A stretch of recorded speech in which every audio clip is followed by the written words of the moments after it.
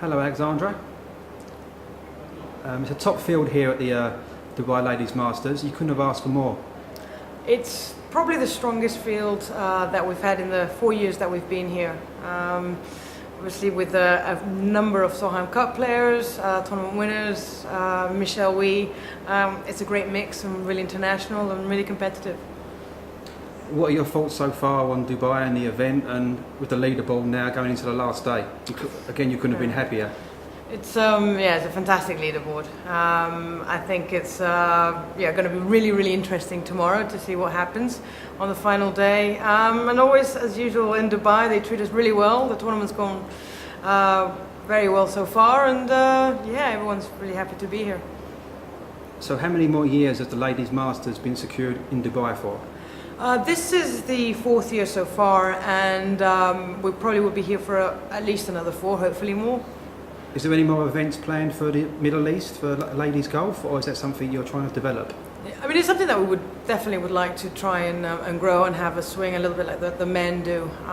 So far our experience here has been really good. The players supported the event very well, so it's something that we would be interested to do, and we have a few conversations, but at the moment there's definitely nothing guaranteed for the near future.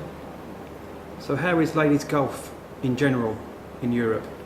It's good. I mean, I think from the professional side, it's been a very exciting year with a lot of first-time winners from very different countries. So we can see now that there's a shift into countries that haven't traditionally been golfing nations, that they are now bringing new players into the game, and they're performing very well. So it's a really wide interest in Europe. Also then from the amateur side, speaking to federations, the level of participation of women's golf, of women in the game of golf is growing steadily. So I think everyone's quite happy about that progress. And what about your junior game development? What sort of plans have you got for that? I mean, we have a lot of our events that run with the federations, so there is a close link. A lot of the players obviously come from the amateur ranks and then turn pro. So something that we want to try and narrow that gap of making it a lot easier, the transition from the amateur game to the professional. We work with the Pink Junior Solheim Cup. We also do other areas with federations and give invites to amateurs into our events. So something we would like to try and grow more, and make sure that the players that are planning to turn professional have had a taste of it before they do. Okay, good. Is there any kind of youngsters you can tell us about? Any ones to watch out for in the future? I mean, there's a few that have gone to Q School this year that'll be interesting.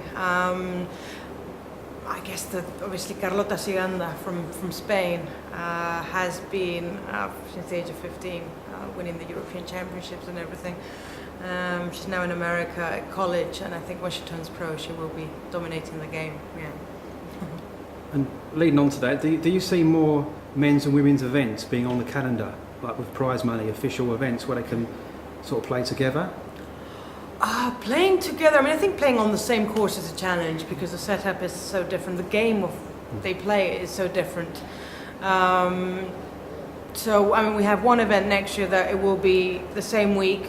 Our tournament in Morocco, Princess Lala Merriam Cup and the Hassan Trophy will be played on the same week at different courses. So that will be the first time that is combined in that way. But obviously at the same time on the same course is always going to be a challenge. But hopefully, we can do maybe a match play format or a mixed format. It would be good fun. I think people would enjoy that. So are there any more major plans that you can reveal for the LET for 2010? Well, we're releasing our schedule next week. I think it looks very positive. We're looking at somewhere around 26 tournaments for next year, which is a little more than this year. We have a few new tournaments already that have been announced. New Zealand, Morocco that I just mentioned, Slovakia. So it's, I think it's going to be quite interesting, and hopefully some more, yeah. And sponsorship still going well as well? I mean, it's undoubtedly been a difficult year, but we've worked very closely with all our partners, and we've quite happy with the progress that's been achieved this year, and it all looks positive for next year. So so far we're okay, I think. Okay, so finally, do you think Europe can bring home the Solheim Cup? I think so. I mean, it was so close this year in 2009 that it just came down to the back nine of the final day. Undoubtedly, you know, the quality of the European players at the moment is very, very high.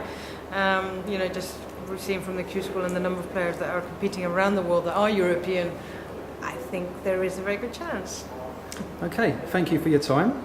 Well, thank you.